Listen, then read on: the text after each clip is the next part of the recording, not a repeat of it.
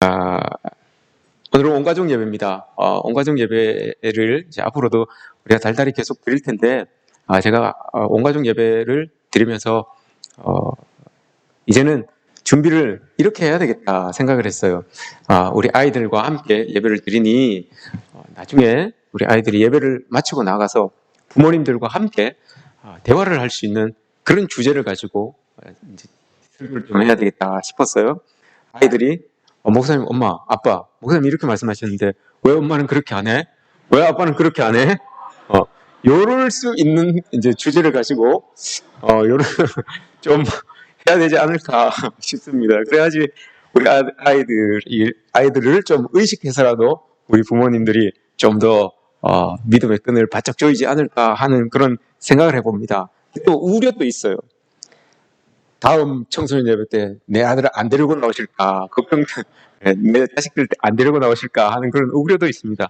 그러나 이건 아마 기우일 겁니다. 우리가 함께 믿음 안에서 함께 신앙을 이야기한다는 게 참 좋은 일입니다. 이게 복된 일입니다, 여러분.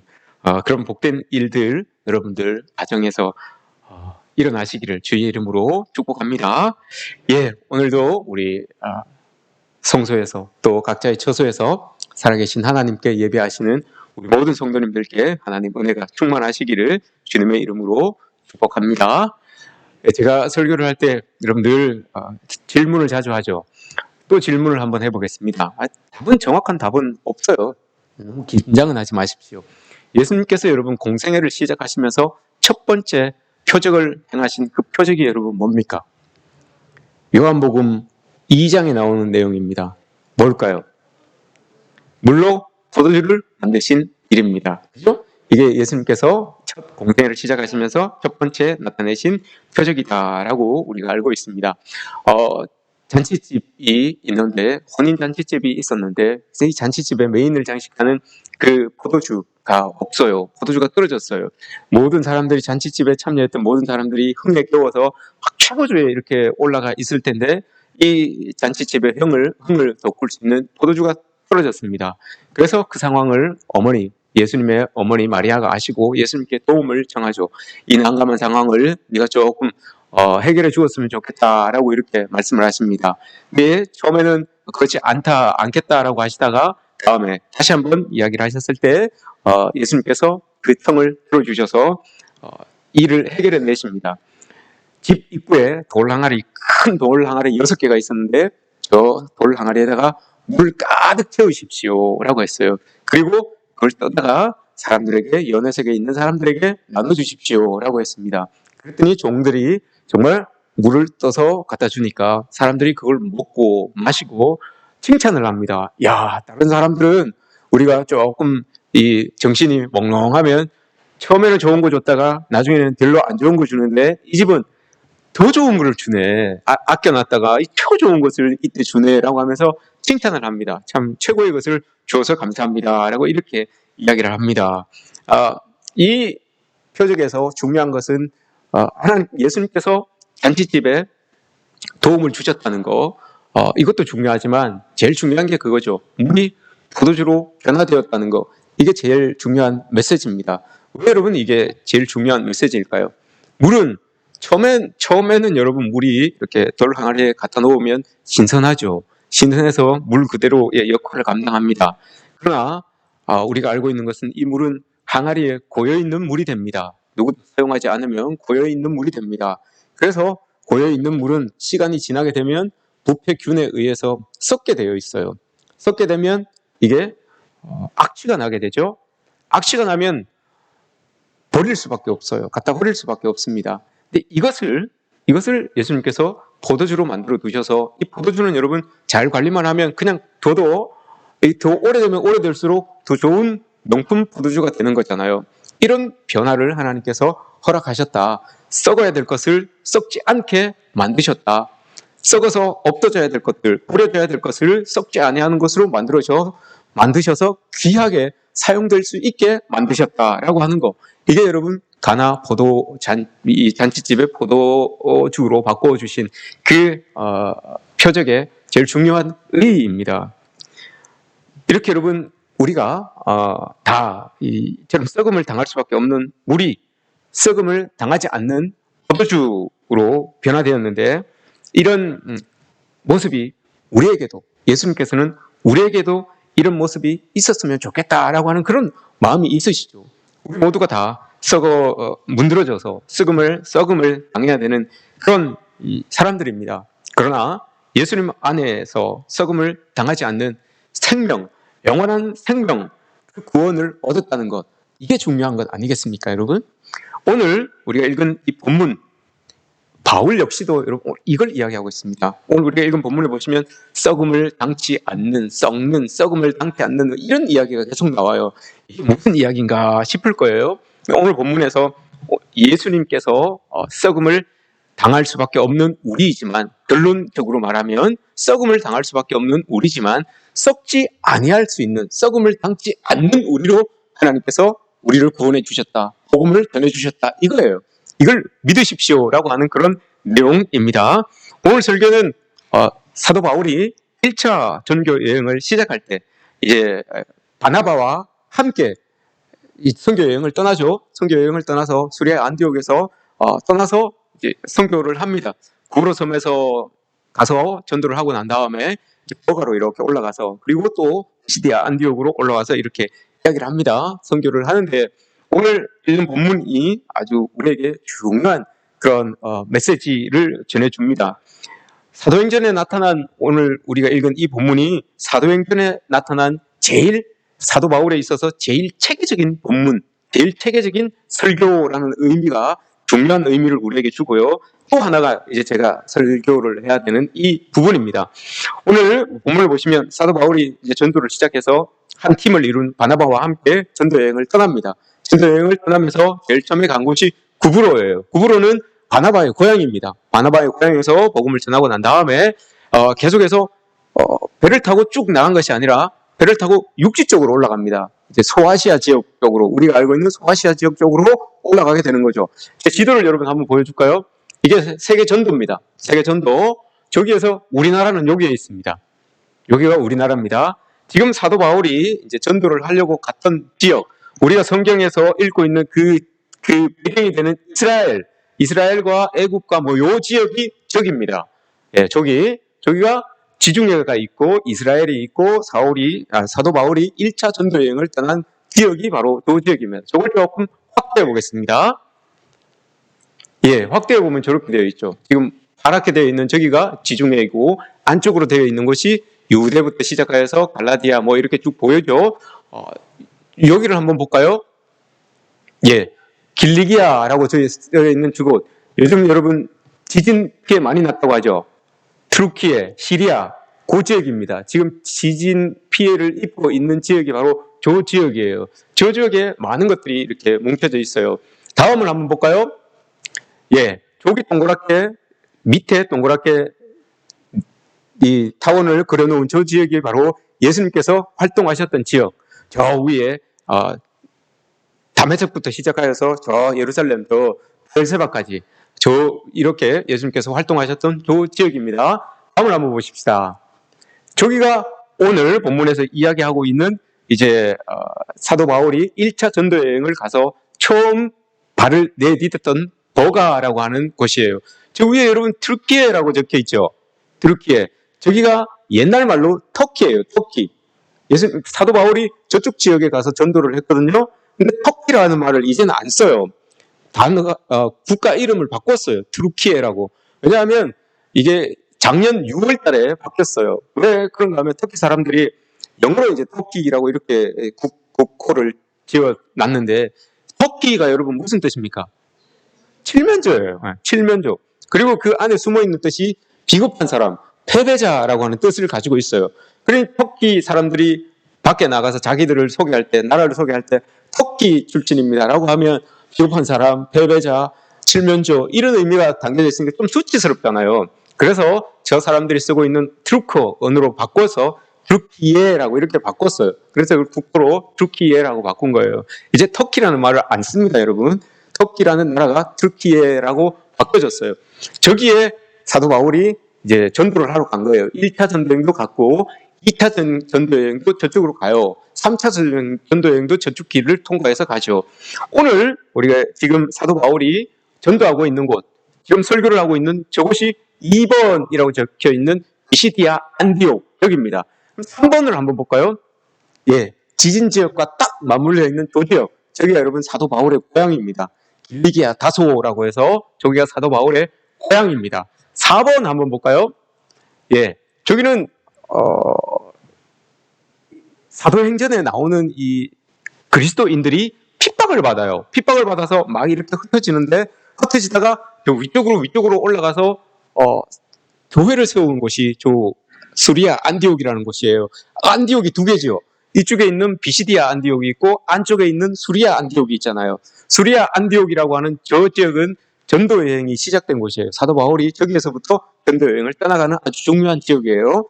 오늘 이야기는 버가와 1번과 2번이에요. 버가와 비시디아 안디옥 여기에서 일어나는 일입니다. 그러니까 여러분들이 생각하십시오. 드루키에라고 하는 저기가 시리아, 지금 수리아 안디옥 저기가 여러분 수리아가 시리아예요. 시리아에 있는 안디옥 이 말입니다. 발음상 수리아 안디옥이라고 이렇게 읽는 거예요. 저쪽 지역이 지금 지진 피해를 봐서 많은 사람들이 5만 명 이상의 사람들이 사상이 일어났던 그런 지금 장소입니다. 그러니 우리와 멀리 있는 나라가 아니라는 거, 여러분 우리의 성경 안에서 배우고 있는 그 곳이 바로 저기구나라는 것을 우리가 기억했으면 좋겠습니다. 이제 지워주십시오. 예, 이렇게 사도 바울이 전도 여행을 떠났어요. 버가라고 하는 그곳에 이렇게 들어갔는데, 버가라고 하는 곳은 여러분 항구 도시입니다. 항구와 바다와 지중해와 인접한 곳이기 때문에 항구 도시예요. 그곳은 기대가 낮아요. 근데 온도는 높아요. 그 대신에 또 습해요. 바닷가에 있으니까 습해요. 그래서 특징적인 게 풍토병이 많아요. 풍토병이 많이 생기는 곳이 바로 이 버가라고 하는 곳이에요. 근데 이 버가라고 하는 곳을 지나서 이 사도 바울이 용하게 이 사도 바울이 그 버가를 지나서 더 내륙으로 들어갑니다. 내륙으로 들어가기 위해서는 타우루스 산맥이라는 게 있어요. 이 버가라는 곳이 있고 이 산을 쭉 넘어가서 이 위에 있는 비시디아 안디옥까지 넘어가야 되는 거거든요. 근데 사도 바울은 여러분 우리가 성경을 보면 가는 곳이 어디이든지 간에 그곳에서 복음을 전했어요. 회당을 찾아서 가는 곳이 어디이든지 간에 그곳에서 하나님의 말씀을 전하고 복음을 전하고 했던 사람이 사도 바울이거든요. 근데 버가에 도착해서는 복음을 전했다는 말이 없어요.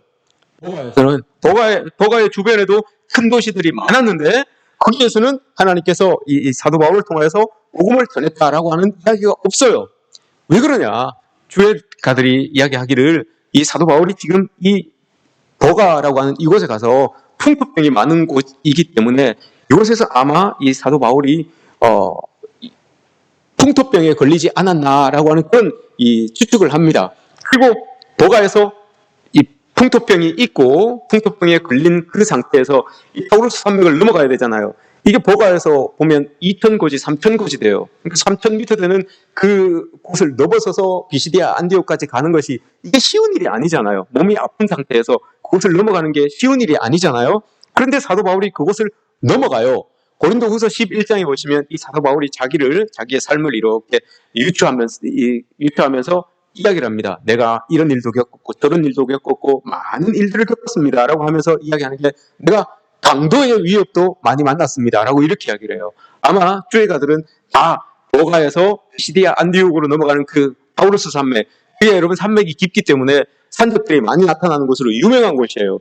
사도 바울도 그곳을 넘어가다가 아마 강도들의 위협을 당하지 않았을까라고 하는 그런 생각들을 해봅니다. 고린도후서 11장의 본문을 가지고. 왜냐하면 그게 타당한 것이 이때 여러분 같이 갔던 사람이 마가 요한이라는 사람이 같이 갔어요. 선교 여행을 같이 갔었어요. 근데 이 마가 요한이라는 사람이 버가에서 갔다가 타우루스 산맥을 넘어가서 비시디아 안디옥까지 가야 되는데 그 산맥이 너무 높고 거기에서 이 산적들이 나온다는 걸 공공연하게 다 알고 있었어요. 그래서 이 마가 요한이 자기는 안 가고 돌아가요. 다시 일행으로 같이 가다가 자기는 버가에서 저 타우루스 산맥을 넘어가다가 혹시 내가 산적을 만나서 죽으면 어떡할까 하는 그런 걱정이 있었겠죠. 그래서 안 가고 다시 자기는 예루살렘으로 돌아갑니다. 더 이상 전도 여행을 안 합니다. 근데 이런 상태에서 사도 바울이 타우루스 산맥을 넘어갑니다. 그 산맥을 넘어가서 비시디아 안디옥에 지금 도착한 거예요. 지금 도착해서 이 사람들에게 하나님의 복음을 전하는 거예요. 들어가서 이곳은 풍토병이 걸렸음에도 불구하고 사도 바울이 여러분 비시디아 안디옥까지 넘어갔어요. 그 힘든 몸을 이끌고 올라갔어요. 넘어갔어요. 그런데 비시디아 안디옥에 들어가서 복음을 전하면서 여러분 어떤 본문을 봐도 그곳에서 자기 몸을 요양하였더라. 병든 몸을 치료하였더라. 이런 내용이 안 나와요. 왜냐? 여러분 아마 하나님께서 자연적으로 치료를 해주셨을 것 같아요. 이게 가능한 것은 도가와 비시디아 안디옥이라고 하는 이 두 지역의 환경적인 차이가 정반대되는 곳이에요. 교지되고 고지되고, 여기는 고온인데 여기는 지대가 높다 보니까 선선해요. 습한 곳이었는데 또 지대가 높다 보니까 건조해요. 그게 자연적으로 지대 때문에 생긴 병이기 때문에 이 반대되는 지대로 올라가니까 그게 싹 나을 수가 있었던 거죠. 그래서 비시디아 안디옥에서는 전도하면서 아팠다, 뭐 병들었다, 간호했다, 치료했다 이런 내용이 하나도 안 나와요. 그곳에 들어가자마자 오늘 본문을 우리가 32절부터 읽었는데 이 설교가 14절, 15절부터 시작돼요. 거기에서부터 보면 이 바울이 바로 들어가서 비시디아 안디옥에 들어가서 딴짓을 안 해요. 가서 이 동네에 회당이 어디 있나, 이 동네에 사람들이 기도하는 곳이 어디 있나, 그거부터 찾아요. 그래서 안식일이 딱 되니까 회당에 딱 들어가서 이 사람들에게 지금 이 복음을 전하고 있는 거예요. 이 말씀을 전하고 있는 거예요. 앞에 본문이 잘려져 있는데 앞에 본문은 예수 그리스도의 나심과 죽으심과 부활하심과 이 내용을 앞에 쭉 이야기하고 오늘 우리가 읽은 본문은 거기에 대하여서 내용을 좀 더 보충해 주는 내용이에요. 이게 체계적으로 사도 바울이 사도행전에서 한 첫 번째 체계적인 설교다라고 하는 데 의의를 둘 수 있는 거죠. 이제 과연 그 내용이 뭐냐? 사도 바울이 꼭 전해야 되는 그 복음의 내용이 뭐였길래 그 아픈 몸을 이끌고 풍토병에 걸린 그 아픈 몸을 이끌고 죽을 수도 있는 그 타우로스 산맥을 넘어서 결국 가서 도착해서 전하고 싶었던 그 복음, 그게 뭐냐 이거죠. 그게 얼마나 중요했기에, 사도 바울에게 있어서 그게 얼마나 중요했기에 그 어려운 상황을 뚫어내고 그곳에 가서 이 복음을 전했냐 이 말입니다. 과연 사도 바울에게 있어서 복음이 뭐였길래 이렇게 전할 수밖에 없었냐, 이걸 여러분 오늘 우리가 한번 보았으면 좋겠다는 거죠. 바울이 우리라고 하고 32절에서 우리도 조상들에게 이렇게 해요. 우리도는 바울과 바나바입니다. 요한은 돌아갔으니까요. 마가 요한은 돌아갔으니까 바울과 바나바 둘이 이제 비시디아 안디옥으로 넘어갔어요. 그리고 사람들을 모아놓고 지금 말씀을 전해놓는 겁니다. 뭐냐?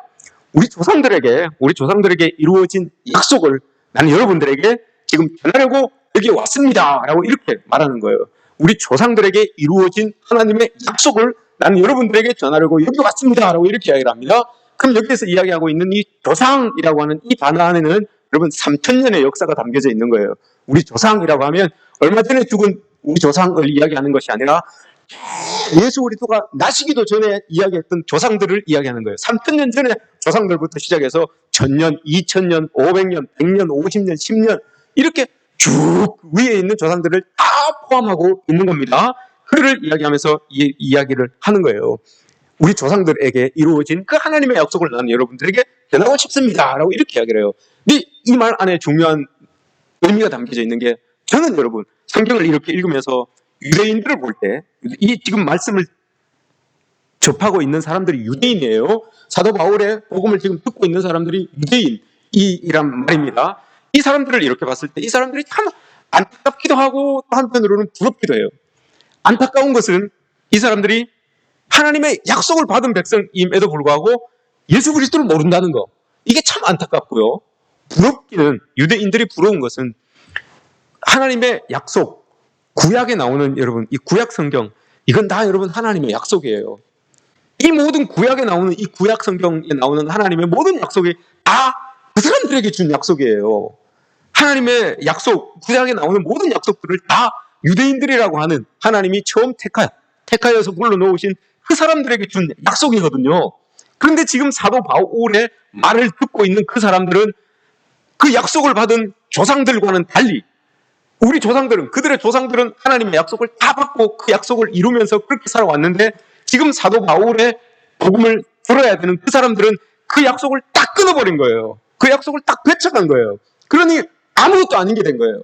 그러니 사도 바울이 지금 와서 너희들의 조상들, 우리 조상들에게 이루어 주었던 그 하나님의 약속을 나는 가지고 와서 지금 여러분들이 배척하고 있는 그 약속에 대해서 내가 다시 말하겠습니다 라고 하는 거예요. 이게 여러분 중요한 것 아닙니까? 이게 오늘 본문에서도 중요하지만 우리 믿음에 온 가족 예배를 드리고 있는 우리에게도 중요해요, 여러분. 우리 믿음을 우리 할아버지, 우리 아버지는 가지고 있는데 오늘 본문을 우리와 비교해 보자면 그거예요. 우리 할아버지 때 하나님이 약속해 주셔서 그걸 이루어 주셨는데, 우리 어머니, 우리 아버지 때 하나님이 약속해 주셔서 그걸 이루어 주셨는데, 내 자식 때는 그 약속이 딱 끊어졌다는 거예요. 그 약속을 우리 자식들이, 자녀들이 간직한다는 거예요. 이게 중요한 거예요, 여러분. 이게 지금 성경에서만 있는 일이 아니라 오늘 영상을 보셨죠, 여러분? 청소년들이 믿음이 몇 프로가 됩니까, 여러분? 청소년들이 20%도 안 되잖아요. 청년들은 어떻습니까, 여러분? 청년들은 2%밖에 되지 않아요. 청년들은 2%예요. 이 땅에 살아가고 있는 청년들 중에 복음을 들고 하나님의 말씀을 붙들고 살아가는 청년들이 여러분 2%밖에 되지 않아요. 100명 중에 2명이에요. 뭐 딴 데 가서 전도할 필요가 없어요. 우리나라의 청년들, 믿지 않는 청년들이 그렇게 많아요. 미전도 종족보다 더 미전도 종족이에요. 우리 청년들이. 그만큼 여러분 하나님 말씀과 떨어져 있어요. 오늘 본문이 그걸 이야기하는 거죠. 우리 하나님을 우리 아버지는 잘 믿으셨는데, 우리 할아버지는 잘 믿으셨는데, 우리 할머니는 잘 믿으셨는데, 우리 엄마는 잘 믿으셨는데 그 믿음이 쭉 이어지지 않고 우리 자식대에서 여러분 뚝 끊어진다는 거예요. 이렇게 되면 이런 엄청난 일이 일어나는 거죠. 유대인들이 지금 예수 그리스도를 배척하는 것처럼 우리 아이들이 믿음의 길에서 떠나서 살아가게 되면 이게 어떤 일입니까? 이게 사도 바울이 뒤에서 이야기하는 썩을 일이라는 거예요. 이렇게 되면 다 썩는다는 거예요. 예수 그리스도를 믿고 그렇게 살아가면 썩지 않게 되는 그런 은혜를 입는데, 그렇게 되지 않으면, 끊어지게 되면 모두 다 썩어질 수밖에 없습니다. 이걸 이야기하는 거예요. 썩어지는 게 여러분 왜 중요하지 않습니까? 왜 중요하지 않습니까? 제가 뒤에서 말씀드리겠습니다. 그러니 여러분들은 복된 줄 아셔야 됩니다. 할아버지와 할머니와 엄마와 아빠와 내가 함께 한 하나님, 우리 할아버지가 믿는, 우리 조부가 믿는 그 하나님을 우리 부모님이 믿고, 우리 부모님이 믿는 그 하나님을 내가 믿고, 이게 여러분 복된 거예요. 이게 엄청난 복이에요. 근데 이걸 너무 가볍게 생각해요. 너무 가볍게 생각해서 눈에 보이지 않으니 하나님을 막 이렇게 내 마음대로 내 뜻대로 이렇게 살아가려고 하는 그런 세대가 점점 더 심각해진다는 겁니다. 사도 바울이 지금 그게 안타까운 거예요. 사도 바울은 자기는 자기 윗대에 이렇게 믿음을 가지고, 예수 그리스도에 대한 믿음을 가지고 자기를 이렇게 기도해 준 사람이 없었거든요. 근데 하나님으로 인하여 그걸 깨달은 거예요, 자기는. 그러니 그 마음이 얼마나 여러분 지금 이 복음을 전해야 되는 그 마음이 조급하고 얼마나 지금 초조하겠습니까? 그 마음을 가지고 지금 와서 이 비시디아 안디옥에 있는 사람들에게 이 복음을 지금 전하고 있는 겁니다. 하나님의 말씀을 전하고 있는 거예요. 약속이라고 하는 것은 여러분 우리 약속합시다. 이게 중요한 게 아니라 약속이라고 하는 것은 여러분 지키는 거, 이게 중요한 거예요. 아무리 많이 약속해도 여러분 안 지키면 아무것도 아니잖아요. 근데 하나님께서는 약속을 하시고 난 다음에 그걸 이루어 주셨다는 거예요. 이게 중요한 거죠. 그 이루어 주셨다는 것을 지금 사도 바울은 그 모여있는 비시디아 안디옥에 있는 사람들에게 그걸 이야기해 주고 싶은 거예요. 약속 아무리 많이 하면 뭐합니까, 여러분? 이루어지지 않으면 아무것도 아닌데. 근데 사도 바울은 와서 하나님이 너희들 조상과 약속을 해주셨는데 그 약속이 다 이루어졌다. 너희들 눈으로 보지 않느냐, 귀로 들었지 아니하느냐, 그걸 이야기하는 거예요. 그러면서 예수 그리스도를 이야기하는 겁니다. 그 약속을 하나님이 너희들 조상과 약속을 하셨는데 어떻게 약속을 하셨냐? 저 위에 보면 너희들이 그렇게 존경하고 있는 다윗이 있지 않냐? 그 다윗과 하나님이 약속을 하셔서 10편, 2편, 7절에서 너는 내 아들이니 오늘날 내가 너를 낳았다라고 이렇게 약속을 하셨습니다. 다윗에게 약속을 주셔서 다윗의 후손을 통하여서, 다윗의 계보를 통하여서 예수 그리스도를 낳게 하실 것이다. 그분이 너희들의 구원자가 될 것이다 라고 이렇게 여러분들이 최고로 존경하는 다윗을 향하여서 약속을 해주셨습니다. 그런데 그 다윗에게 약속하신 그 약속을 이사야 선지자를 통하여서 다시 한번 확인시켜 주셨습니다 라고 이렇게 이야기를 하는 거예요. 이사야 55장 3절에서 그렇게 이야기를 합니다. 하나님이 이사야를 통하여서 이야기하기를, 여러분에게 내가 다시 말하노니 여러분들의 영혼을 살릴 수 있는 길이 있습니다. 그 길은 뭐냐 하면, 내가 이전에 다윗과 맺은 그 영원한 약속이 있는데 그 약속을 믿기만 하면, 그 약속 안에 들어오기만 하면 여러분들의 영혼이 살게 됩니다 라고 이렇게 말하는 거예요. 여러분, 다윗이 오래된 사람입니까? 이사야 선지자가 오래된 사람입니까? 우리의 입장에서 봐서 다윗이 우리보다 더 멀리 있습니까? 이사야가 우리보다 더 멀리 있습니까?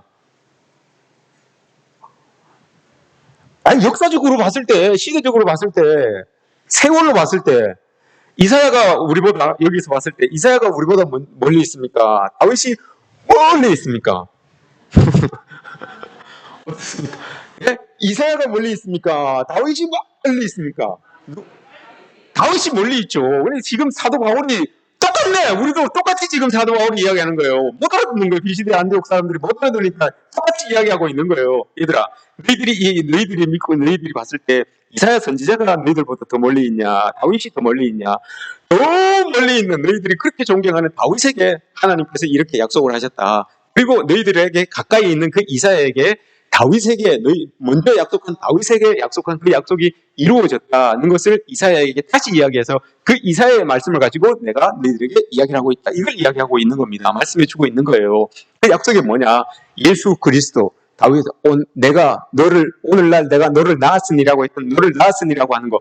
다윗의 후손을 통하여서 오실 그 예수 그리스도. 이 예수 그리스도가 너희들이 본 것처럼 나타나시지 않으셨느냐. 너희들이 본 것처럼 그렇게 십자가에 못 박아 죽은 것도 너희들이 봤고 그 소리를 들었고 그리고 그분이 3일 만에 부활하셔서 승천하셨다는 것도 너희들이 보고 들었잖냐. 그분을 나는 지금 너희들에게 이야기하고 싶다라고 이렇게 말하는 거예요. 왜냐?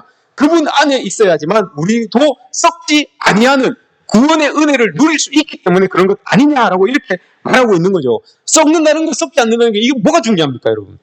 죽으면 다 썩잖아요. 아까 이야기했잖아요. 그 항아리 속에 물도 처음에는 좋은 거지만 갖다 놓으면 여러분 흐르지 않으면 다 죽잖아요. 시간이 지나면 다 죽잖아요. 그건 당연한 거예요, 여러분. 다 고여 있으면 다 죽을 수밖에 없어요. 다 죽음의 자리로 이렇게 갈 수밖에 없어요. 우리도 여러분 마찬가지잖아요. 우리도 썩지 않고 싶고 늙지 않고 싶고 계속 청년의 때를 유지하고 싶지만 언젠가 뒤를 돌아봤더니 벌써 내 자리가 여기까지 와 있어요. 벌써 내 자리가 지금 여기까지 와 있는 그런 모습을 보잖아요. 이런 모습들이 우리에게도 있다는 말이죠. 근데 여기에서 썩는다, 썩지 아니하다. 이게 중요한 이유는 그겁니다. 여러분, 우리가 잘 알고 있듯이 예수님께서 죽으신 지 며칠 만에 부활하셨습니까? 어렵습니다.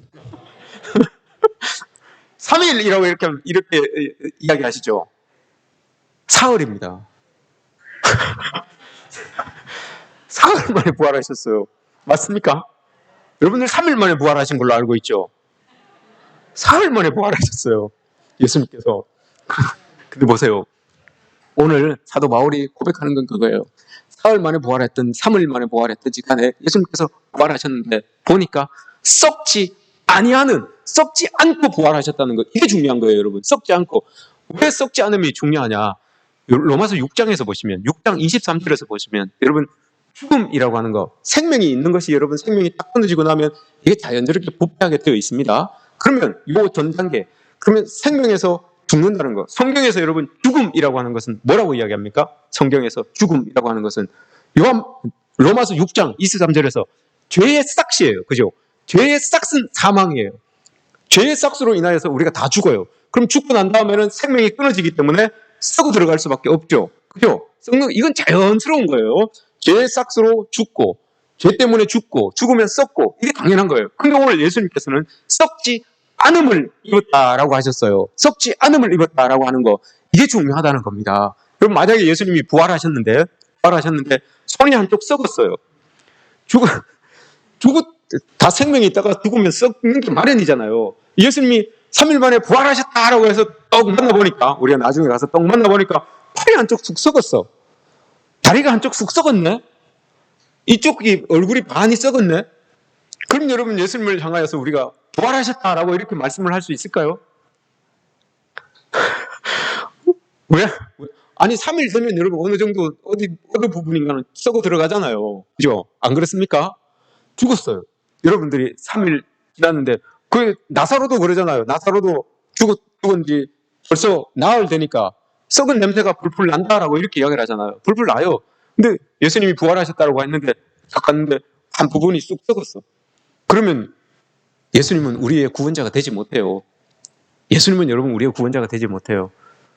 한 부분이 썩어 있는 부분으로 이렇게 부활하셔서 살아계신다면 예수님은 여러분 우리가 믿을 존재가 안 돼요. 근데 예수님은 썩지 않았어요. 왜냐? 죄의 싹이 사망이라고 했습니다. 사망의 연속선에서 썩음이라는 것이 일어나요. 그러면 예수님께서 한 부분도 썩지 않으셨다라고 하는 것은 죄가 여러분 어느 부분에도 죄의 모습이 없었다는 것, 이걸 말씀하는 거예요. 그래서 여러분 예수님이 우리의 구원자가 될 수 있는 거예요. 한 부분이라도 여러분 썩은 부분이 있었다면 죄의 삭시 사망이라고 했으니까 저 부분이 죄에 노출이 되어서 썩어진 것이구나. 이렇게 되면 여러분 예수님이 죄가 없다는 게 여러분 이해가 되지 않는 거예요. 우리에게 수긍이 우리에게 다가오지 않는 거예요. 그러면 예수님은 우리에게 구원자로서의 그런 의미가 없는 거예요. 그래서 이게 중요한 거예요. 오늘 사도 바울이 이야기하고 싶은 건 그거예요. 여러분들이 그렇게 존경한다고 하는 그 다윗도 썩었습니다. 이렇게 이야기를 하잖아요. 오늘 본문에서. 그 다윗도 썩음을 당했습니다. 그러나 36절에서 다윗은 당시에 하나님의 뜻을 따라 섬기다가 잠들어 그 조상들과 함께 묻혀 썩음을 당하였으되 라고 이렇게 이야기를 해요. 다윗도 그 유명하고 그 존경받는 사람이지만 죽으니까 썩어버리더라. 그런데 예수 그리스도는 그렇지 않더라. 예수 그리스도는 썩 죽음을 당하셨음에도 불구하고 썩음을 당치 않으시고 부활하셔서 우리의 구원자가 되어주셨다 이 말이에요. 조금이라도 썩는 부분이 있었다면 그분은 우리의 구원자가 될 수 없었는데 죄로부터 죄의 삭지 죽음이고 죽음의 연속선상에서 썩음이라는 것이 일어나는데 그 썩음이라는 것이 일어나지 않은 것을 봤을 때 예수 그리스도는 진정한 우리의 구원자이십니다 라는 것을 사도 바울이 이야기하고 있는 겁니다. 그 예수 그리스도 안에 있을 때 썩음을 당치 않는 죽음을 이기신 사망의 권세를 깨뜨리신 그 예수 그리스도 안에 있을 때 우리에게 어떤 일이 일어나느냐. 38절 그러므로 형제들아 너희가 알 것은 이 사람을 힘입어 라고 이렇게 이야기를 하죠. 38절에서 이 사람을 힘입다라고 하는 것은 통하여라는 말입니다. 이 사람을 통하여 죄 사함을 너희에게 전하는 이것이며 이 사람을 통해야지만 죄가 없는 이분이기 때문에 우리가 이분을 통하여서 가야지만 우리도 죄 사함을 얻을 수 있습니다. 이걸 이야기하는 겁니다. 그리고 39절에서도 또 이 사람을 힘입어라고 하죠. 이 사람을 힘입어 믿는 자마다 의롭다심을 얻는 이것이라. 이 사람을 힘입어. 두 번째 힘입어라고 하는 것은 그 안에서라고 하는 말입니다. 그 안에서 디아라고 하는 말인데 힘입어라고 하는 말이 헬라어로 똑같아요. 디아라고 하는 말인데 하나는 동에서 하나는 안에서 이 말입니다. 우리가 살아갈 때는 하나님 안에서 살아가야 되는 거예요.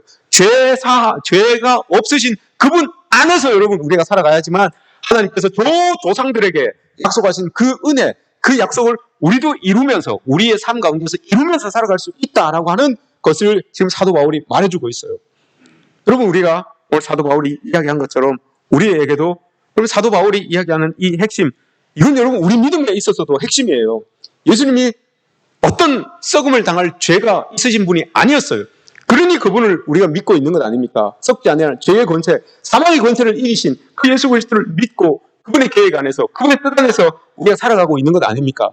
예수님이 여러분 썩지 않으셨다는 것은 그분이 하신 말씀도 썩지 않으시는 것이고요. 그분이 우리를 향하여서 가지고 계시는 그 계획과 그 뜻도 여러분 썩지 않으신다는 거예요. 이게 믿음입니다, 여러분. 이 믿음을 가지고 이 믿음을 내가 믿고 살아왔으니 내 자식에게도 이 믿음을 심어줘야 될 것이고 내 손자, 손녀에게도 이 믿음을 심어줘야 된다는 거죠. 이게 이 사도 바울이 지금 애타게 부르짖고 있는 이 복음을 지금 말하고 있는 겁니다. 나 때에서 여러분 이걸 끝낸다면 아무 유익이 없어요. 나 때에서 끝낸다면 내가 할아버지로서, 내가 아버지로서 살아계신 그 예수 그리스도, 그분의 말씀, 그분의 뜻, 그분의 계획, 이걸 여러분 내 후손들에게, 내 자식들에게, 내 손자, 손녀에게 여러분 이야기해줘야 되지 않겠습니까? 이게 여러분 믿음의 전수예요. 나에게는 여러분 내가 전수해줄 믿음이 있나? 하나님의 계획과 하나님의 뜻이 있나? 여러분 이걸 내가 봐야 되는 거죠. 나를 돌아봐야 되는 거죠. 내가 하나님의 그 썩지 않으시는 그 하나님의 은혜 속에서 내가 지금 살아가고 있는데, 나는 그렇게 살아가고 있는데 그 하나님이 직접 나에게 전수해 주신 그 믿음의 모습들을 내가 내 자식들에게, 내 손자, 손녀들에게 지금 전수해 주고 있느냐? 전수해 줄 만한 그 믿음의 약속이, 그 언약이, 하나님의 언약이, 하나님의 계획이, 하나님의 뜻이 나에게 있느냐? 이게 여러분 중요합니다. 사도 바울이 지금 여러분 애타하며 그걸 전하고 있는 거예요. 그러면서 또 갑니다. 또 전도하러 이렇게 다니는 것을 봅니다. 여러분 사도 바울이 이렇게 이야기하는 것처럼 여러분 우리는 예수 그리스도, 썩지 않음을 당한 그 예수 그리스도를 통해서 우리는 살아가야 되는 것이고 또 그 안에서 살아가야 되는 거예요. 그렇게 해야지만 하나님의 그 살아계신 뜻과 계획이 우리에게서 이루어질 수가 있는 겁니다. 이 뜻이 여러분 이루어지실 줄 여러분은 믿습니까? 하나님이 여러분들에게 계획하고 계시는 그 하나님의 뜻이 이루어질 줄 믿습니까? 한번 봅시다, 여러분. 사도 바울은 죽지 아니하는, 썩음을 담지 아니하는 그 예수 그리스도 안에서 살았어요. 그래서 어떤 어려운 상황 속에서도 모든 것들을 예수 그리스도를 통과해서 그 상황을 예수 그리스도로 다 통과해내면서 살았어요. 근데 이 사도 바울이 뭘 지금 자기가 마지막으로 하나님께 받은 약속이 뭔가 하면 자기가 3차 전도 여행 마지막 간 곳이 고린도예요. 고린도는 여러분 세상 부패한 곳이잖아요. 세상 썩은 곳이잖아요. 세상 막 답스러운 곳이에요. 음란한 곳이고. 근데 그곳에서 사도 바울이 여러분 책을 썼어요. 그게 뭡니까? 성경에 나오는 로마서입니다. 데살로니가도 썼지만 로마서를 썼어요. 데살로니가 전후서도 썼고요. 로마서를 마지막에 썼어요. 그 로마서를 마지막에 써서 로마 그 성도들에게 보냈죠. 그게 여러분 어떤 소망을 담고 있는가 하면 로마서 15장에 보면 이렇게 고백합니다. 내가 지금 예루살렘 교회가 모교회입니다. 예루살렘 교회가 지금 힘든 상황에 있어서 많은 지역에서 그 힘든 상황을 알고 기근 때문에 힘든 상황을 알고 이 구제헌금을 줬어요. 구제헌금을 다 모아놨어요. 그러니 이제 사도 바울이 고린도를 떠나서 구제헌금을 각 지역에서 모아놓은 그 구제헌금을 쭉 걷어서 내가 예루살렘에 갖다 주고 나는 지금 내가 편지 쓰고 있는 이 편지를 읽고 있는 로마 사람들 난 로마 너희들에게 난 가겠다. 내가 그 로마에 가서 또 로마에서 복음을 전하고 난 다음에 내 생애 최종 목표는 저 땅끝이라고 이야기하는 스바나, 스페인, 저 유럽 쪽으로 가는 거. 그 길을 나는 가겠다라고 이렇게 사도 바울이 고백을 했어요. 그게 로마서 15장 쭉 밑에 15절부터 쭉 나오는 내용이에요.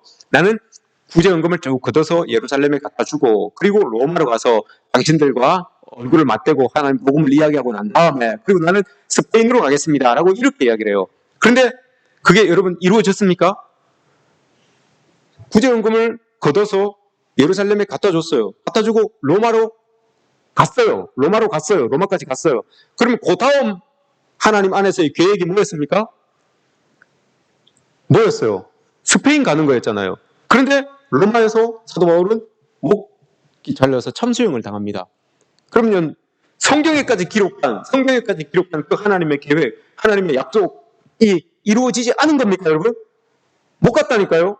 사도 바울은 로마서 15장에서 기록하기를 나는 복음을 들고 저 스페인까지 갈 겁니다 라고 이렇게 해놨어요. 자기 뜻이 아니고 그건 하나님의 계획이에요. 그런데 죽었어요, 로마에서. 그러면 하나님의 뜻이 이루어지지 않았습니까? 하나님의 계획이 이루어지지 않은 겁니까? 아니죠. 하나님의 말씀은 아까 이야기했잖아요. 예수 그리스도께서 썩지 않으신 것처럼 하나님의 말씀도 썩지 않고 하나님의 계획도 썩지 않고 하나님의 뜻도 썩지 않아요. 그래서 썩지 않았기 때문에 그 복음이 전해졌어요. 로마가 하나님의 복음을 받아들이고 난 다음에 그와 동시에 여러분 스페인이 하나님의 복음을 받아들였어요. 그래서 복음화 되었잖아요. 사도 바울은 죽었지만 썩지 않는 하나님의 말씀은 여러분 썩지 않아요. 예수 그리스도가 썩지 않은 것처럼 하나님의 계획도 하나님의 말씀도 하나님의 뜻도 썩지 않아요.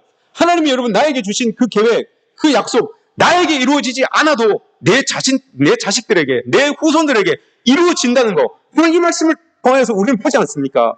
그러하기에 하나님의 약속을 여러분 내 믿음대에서, 내 신앙대에서 많이 받아야 된다는 거예요. 많이 받아야지만 그것이 나의 때에 이루어지지 않아도 내 후손 때에 이루어진다는 거예요. 그래서 여러분 우리 신앙, 내 신앙이 중요한 거예요. 엄마의 신앙, 아빠의 신앙, 할아버지, 할머니의 신앙이 중요한 이유가 바로 이거예요. 그래야지만 나에게서 이루어지지 않아도 내 후대들에게 하나님의 약속이, 하나님의 계획이 이루어진다. 이걸 여러분 믿고 가는 것 아닙니까? 이 믿음이 여러분 우리 모두에게 있어지기를 축복합니다. 분명한 것은 썩지 아니하시는 이 주님을 나의 주님으로 모시고 어떤 상황에서도 여러분 흔들리지 않는 믿음으로 우리 예수님을 따라갈 때 그분의 약속과 그분의 계획은 나와 내 자녀와 내 가족에게 온전히 이루어질 줄 믿습니다. 이 믿음 가지고 우리 온 가족들 믿음의 여정을 달려가시기를 주님의 이름으로 축복합니다.